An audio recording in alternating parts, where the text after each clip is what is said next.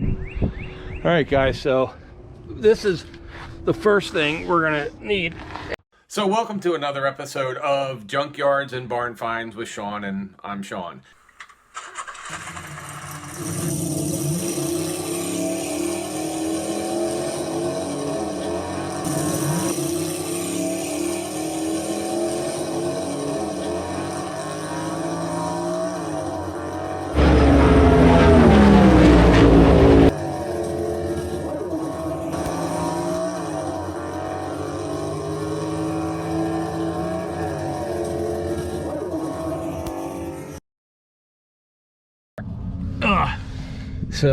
So we already know that you need fuel pumps, but you know that because your pressure is low, and unless this was absolutely terribly bad, this would not necessarily be the cause of it. Though it could be, but you know, obviously now you just got it, and we're going to be messing with the fuel system. It's good to change the fuel filter, and you want to do that, you know, every 30,000 miles anyway. In a vehicle. I'm thinking that has never been changed. Well, that doesn't look factory to me. It's definitely not a factory filter. It's the wrong color. So but it's been changed. It really doesn't look all that old, but you know, so that's what you want to get. It's the canister type, and then it's got, you know, it has quick disconnect lines like what my S10 should have. This is what ended up in my cylinder, by the way. Oh, okay. Yeah. Shit. So I've got the disconnect tools and everything. So where's the other gas tank? Okay. These are plastic, correct? This one, well, no. Oh. This one's metal. Yeah, that one's metal too. That one looks like your old school tanks, though. You know what I mean? The big square, flat, and then this one just looks like a more modern fuel cell. And it seems like both tanks, realistically, which surprised the shit out of me if you talk to anybody who has a truck, everybody told me there's no way both tanks work. And it seems like you were saying from the pressure. Yeah. Well, when you switch to the rear tank, you know, we were getting a real low pressure, and then you switched up here, we were getting a little bit more. But I mean, obviously it switched. So. And there's going to be another filter for the rear tank as well, probably. I would assume if there's another. No, because it all feeds into one fuel line. Oh, okay. You know, essentially all that happens is you switch from one pump to another. Is all that switch does. Gotcha. Okay. So you know, you go this fuel pump turns off, and that fuel pump turns on, and then there's just there's a what would you call it, an intersecting line back there. You know, it branches from one, and then it just goes into this one right here. You only have one filter for both tanks. That's all you need. Oh, and guys, just so you know, if we look at this under here, you know, all you guys up north that have to deal, and I'm upside down, I know, that have to deal. You'll be wanting to replace that. I'll probably have to. Yeah, your carrier bearings a little more. Okay, carrier bearing. Yep. So, all right, well, we'll have to make an order for that too. But I'm just looking under here. Guess what, guys? This is not your Northeast United States underneath here. No. Do you see rust? That's exactly. This looks like a Florida truck. This is definitely a Florida truck because, I mean, other than a little bit of rust where we found it, I mean, I can't even see rust. This is probably never seen a day up north. Yeah, so that's good. That's very good. In fact, there's all the exhaust system. Yep. And it still looks decent. Looks decent, yep. All right, and how many bolts? Well, I'm under here. Let me see. Yeah, it looks factory. So that's your tranny pan. Right. I see two holes. Let's see, one hole. I see two missing. On your transmission side. or on your oil pan? Oil pan. Yeah, oil pan. I knew I saw two missing on the driver's side. Yeah, that's where we're at. I see those two missing on the driver's side. And wonder why they're missing. That's what is a little scary. Well, they might have replaced the oil pan gasket, and they might not have tightened them all up enough. Yeah. And you know, then they just work their way loose. So we're gonna have to get. I've got some bolts at the house, like I said, I'll bring over. Okay. Yeah, I see the two over there. There's two over here. And I don't see any down this side. So I don't see any others that are missing. I think it's just gonna be those two. So maybe just two. Yep. And then here's the puddle. So.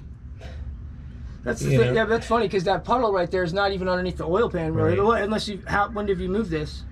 This has not moved since the day we got it. That's right, because it doesn't run. Yeah, it hasn't moved. So that's not really that's not from your oil pan. I don't think. That's not an oil puddle. If that were anything. Now that's from the transmission. Now there's two missing bolts right here, because I can see the holes. Okay. I don't know what off of the.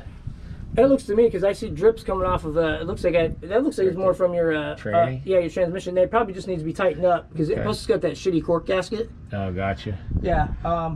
we should be able to get you. So I'm thinking, honestly, this probably wasn't too abused. No, it does was not. just- It doesn't really look all beat up. It doesn't. Nothing looks beat up about it. Yeah, I don't see any major dents or body damage or Right. anything that's been replaced because of an accident or something, or Right. you know, nobody, it doesn't look like anybody took it four-wheeling and beat the shit out of it. I mean, it's Not going to at need all. bushings and everything, but we'll get to that.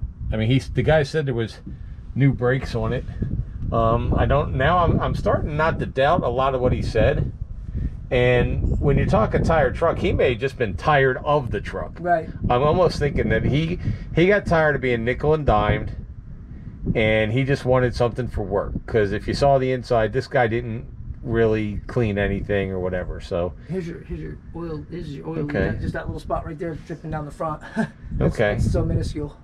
so it looks like It looks like it wasn't beat up, and it looked like at some point in time he did maintain it somewhat decently. yeah. So maybe it just got parked, and me and Jim looked at it because Jim was going to buy this truck if I didn't. I was. And the guy actually called me up because I had asked him about it, and he was like, somebody's over to buy it right now. I called Jim right away to say, hey, Was it you? is it you? Because if it's you, I'm not coming to get it. But it wasn't him, so I went over because it was somebody else coming to buy it, and I just thought, you know what? It looks good. We can deal with anything, and it would be a great vehicle for this channel. So Yeah, definitely. You made the right purchase with this. Okay. The more I look at it, it's just like it's not beat up. It is in really good shape.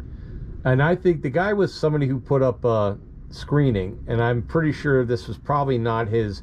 He probably had another vehicle to do for the workers that beat the crap. This, Right. like he said, he picked up. Personal vehicle or something. Yeah, because he said he picked up his daughter at school from this. Right. So this was probably his personal truck. Yeah, or at least it was probably his personal work truck. Right. You know what I mean? Where his other employees probably had a beater truck, and this was his own. So, I mean, because I see a lot of factory stuff under here, and it's not all banged up, beat up. It's in great shape. Yeah. And so, since there is a broken leaf spring there, I think one of the rough country 2-inch lift kit for this comes with leaf springs. Yeah. Well, you obviously you'd have to it'd be a lift kit all the way around. Right. I don't know if we want to try that or just put some front springs to even this out, and then just get maybe a leaf spring. I would probably do that.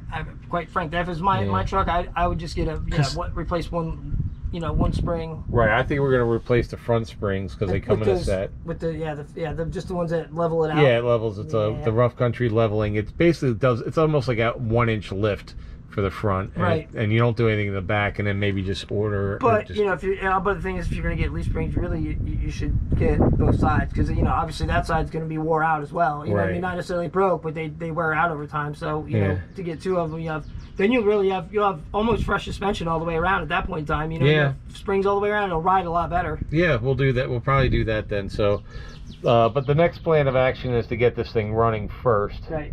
And so we're going to order the fuel system stuff, and get either get a new battery or just see if we can get this one charged up now. Yep, definitely. All right, guys. Again, if you like Jim's channel, you might like my channel, Junkyards and Barn Finds. But this is Jim's channel. They're both good channels. And you'll see us both on them, and we're trying to divvy up the what you see on them. So yeah. All right, guys. We'll see you next time. Should they subscribe to this channel even if they don't like cars today for this one? Probably just for this one.